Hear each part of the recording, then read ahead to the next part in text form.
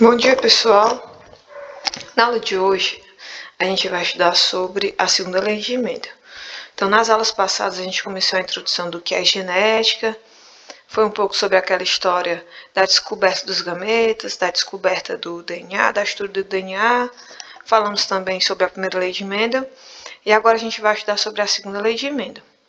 Então, o objetivo da nossa aula hoje é ver a fundamentação teórica da segunda lei de Mendel, as definições, os conceitos, entender os modelos matemáticos que embasaram essa lei e interpretar ela a partir dos conhecimentos de genética que nós temos hoje. E também ver alguns exemplos. Então, essa lei ela é também chamada de lei de recombinação ou lei da segregação independente. Isso porque, como a gente vai ver mais à frente, os cromossomos e seus alelos eles vão se recombinar na meiose de maneira independente. Por isso o nome segregação independente. Então, na segunda lei de Mendel, a gente vai estudar o de hibridismo, que é o estudo da herança genética de duas características simultaneamente. Então, lá na primeira lei, a gente estudou, por exemplo, a cor da semente de maneira única, ou então a textura da semente. Agora não, Mendel vai tentar estudar como duas características são transmitidas de maneira simultânea. Então, fazendo os experimentos, Mendel chegou à conclusão de que o cruzamento de dois caracteres, você tem dois fatores, que agora a gente sabe que são genes, que eles condicionam cada um desses fatores.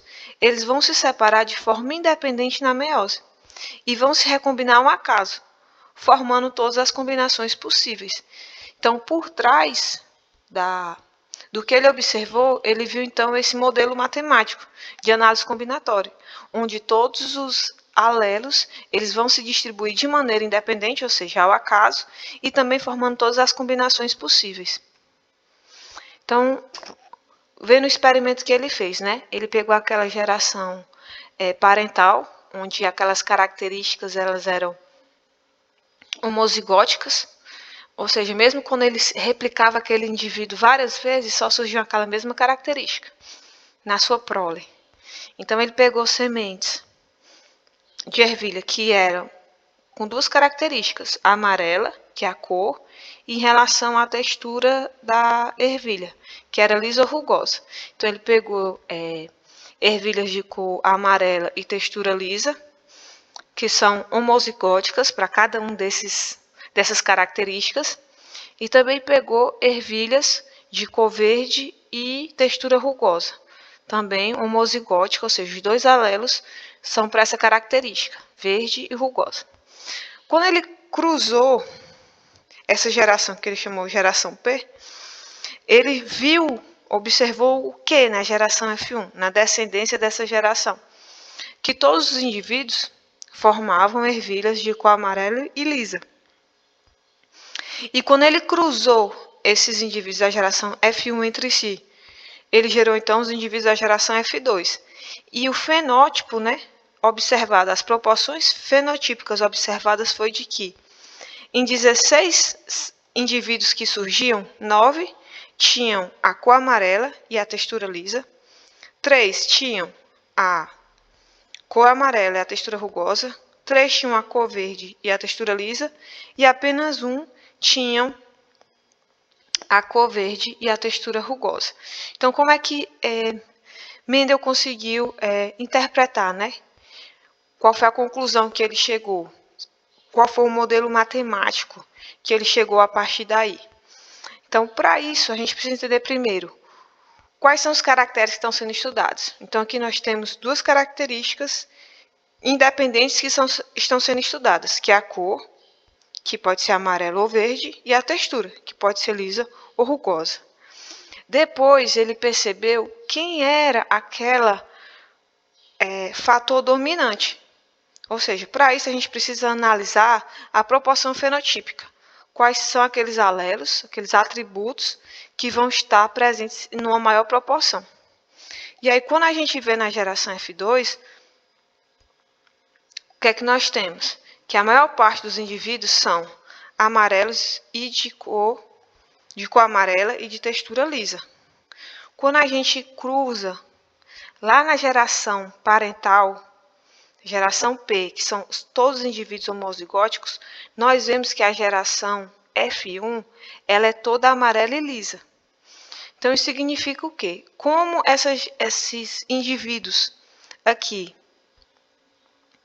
os indivíduos amarelo e textura lisa, só podem gerar um tipo de gameta, do mesmo jeito, os indivíduos que são verdes e de textura rugosa também geram um único gameta.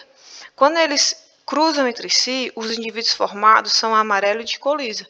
Então, isso significa que a cor amarela, o alelo da cor amarela e o alelo da textura lisa, eles dominam os alelos que transcrevem para a cor verde e para a cor rugosa. Então, por isso que a gente pode chegar à conclusão de que os alelos para a cor vermelha e para a textura lisa são os alelos dominantes. Ok? Analisando essa proporção fenotípica. Então, nós temos que os alelos para a cor amarela e os alelos para textura lisa são dominantes em relação ao verde e rugoso, que são recessivos. E aí, quando a gente diz que a segunda lei de Mendel é também a lei da segregação independente, é porque cada alelo de cada um desses caracteres, eles estão em locos diferentes e em cromossomos diferentes. Então, eles se combinam ao acaso na meiose. Então, a formação dos gametas, a partir desses alelos, ele vai acontecer ao acaso de forma independente. Como a gente pode ver a partir dessa imagem. Nós temos aqui a representação de um indivíduo da geração F1, que é um indivíduo de híbrido. Ele é um heterozigoto tanto para a característica cor, como para a característica textura. Então, Vzão, Vzinho, significa que ele é um heterozigoto para a cor amarelo ou verde. E o Rzão, Rzinho, que ele é um heterozigoto para a textura, que é a rugosidade. Então, esse indivíduo aqui, ele é um indivíduo de cor amarela e de textura lisa, porque os alelos dominantes dele estão presentes, né, em heterozigose. Quando esse indivíduo aqui vai produzir gametas, que é no processo de meiose, então o processo de meiose é aquela divisão celular que leva à produção dos gametas. Quando ele vai produzir os gametas, o que é que pode acontecer? Esse alelo desse cromossomo, ele se distribui independentemente dos alelos para característica de rugosidade.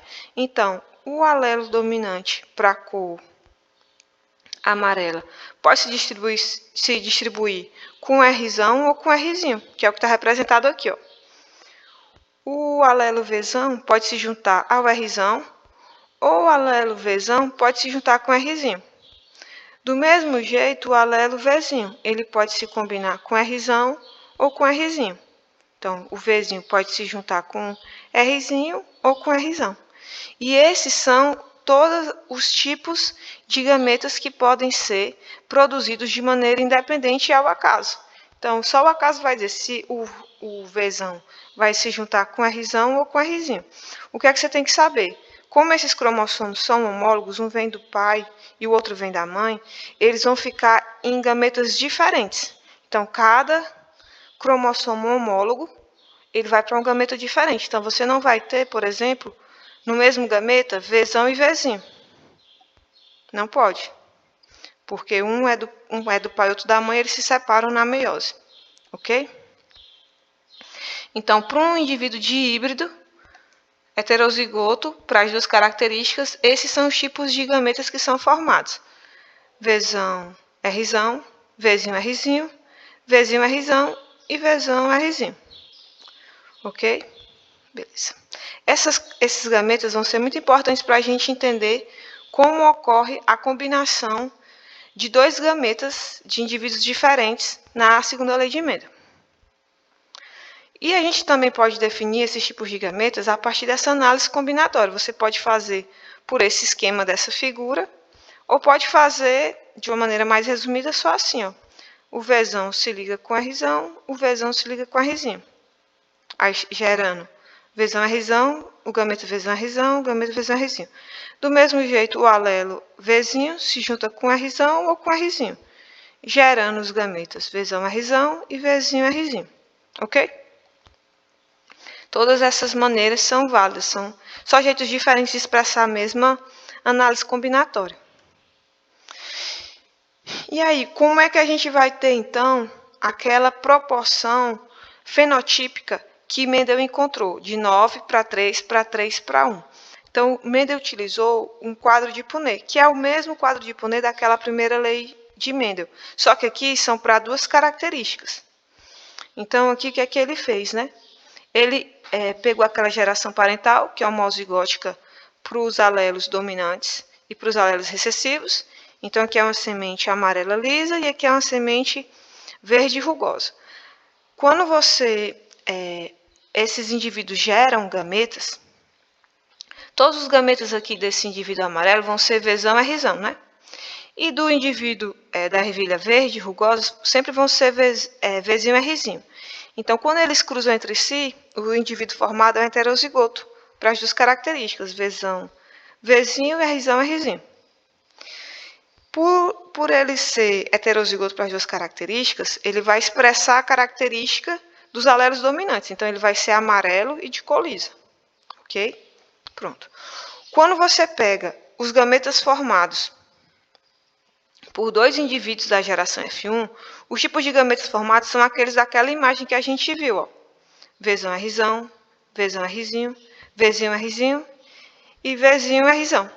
E quando você combina eles de maneira de análise combinatória, esse com esse, esse com esse, esse com esse e esse com esse, fazendo isso para todos, você chega então àquela proporção fenotípica de Mendel. De 9/16 são ervilhas amarelas e lisas, 3/16 são amarelas e rugosas, 3/16 são verdes e lisas e 1/16 são rugosas. E o genótipo delas está aqui exemplificado no quadro de Punnett. Então, um amarelo e lisa, ele pode ser tanto homozigoto quanto heterozigoto para aquela característica. Aí você vai ter que ver o genótipo pelo quadro de Punnett para ter certeza. Tá certo? E aqui você pode definir todos. Ó. Tem dois monohíbridos iguais, do tipo Vzão, Rzão, Rzinho. Aí tem 4 tipos de homozigotos, com Vzão, Rzão, Rzão, ou Vzinho, Rzinho, Rzinho. Aí, pelo quadro de Punnett, você consegue determinar o genótipo de cada um. Então, até aqui tudo bem, pessoal? Então, só um exercício para a gente ver a aplicação da segunda lei de Mendel num estudo de caso, né? Então, o primeiro exercício diz o seguinte: uma fêmea de porquinho da Índia, ela tem pelo curto e cor preta. E ela é heterozigótica para as duas características. E ela é cruzada com um macho de pelo curto, que é heterozigoto e branco. E aí ele pergunta, qual a probabilidade de nascer um filhote com pelo curto e branco?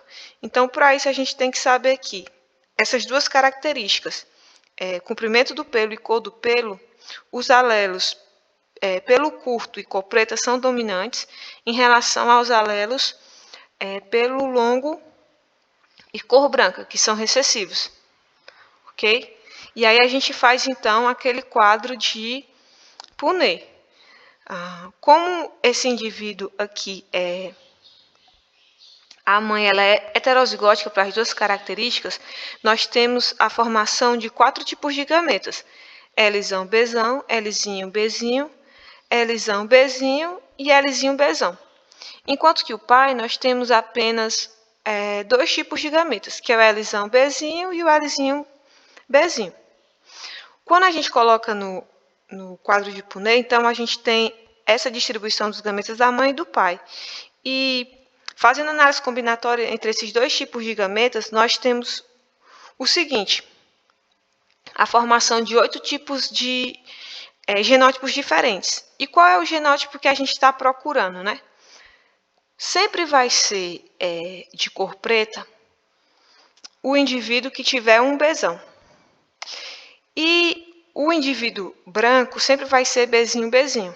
Então, como a gente está procurando um indivíduo branco e de pelo curto, basta que tenha um Lzão, e aqui o outro alelo não importa, porque como o alelo de cor preta ele é dominante, basta um alelo para ele expressar a sua característica. Só que a característica da cor do pelo não, precisa ser os dois alelos para ele se expressar. Então, para ser branco, tem que ser Bzinho, Bzinho. Então, a gente tem que procurar esse genótipo. Então, nesses 8 tipos de indivíduos formados, 3 deles têm o genótipo que a gente quer, que é o Lzão, Lzão, Bzinho, Bzinho, Lzão, Lzinho, Bzinho, Bzinho, e Lzão, Lzinho, Bzinho, Bzinho. Então, 3 de 8 expressa o mesmo fenótipo, que é o indivíduo que tem pelo curto e cor branca. E essa é a resposta da questão.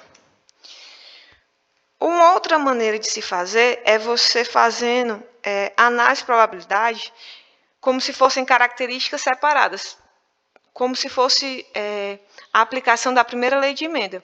Então, você tira a probabilidade, por exemplo, de qual é a probabilidade de encontrar pelo curto. Aí você faz a análise combinatória para só aquela característica, como se fosse a aplicação apenas do monohibridismo, da primeira lei de emenda. E faz a mesma coisa para a cor do pelo. E aí depois você multiplica cada probabilidade para cada característica, que você também vai encontrar 3,8. Aí depende da maneira que a pessoa achar que foi mais fácil, mas as duas estão corretas. E aí, pessoal, a nossa aula termina por aqui. Qualquer dúvida que vocês tiverem, a gente tira em sala de aula. E eu vou pedir para que vocês façam a lista de exercício que está no capítulo 2, da página 40 até a 43. Esses exercícios vão ser importantes porque é a partir deles que eu vou fazer a nossa avaliação. Então, estudem por ele e a gente tira as dúvidas em sala. Muito obrigada e até semana que vem.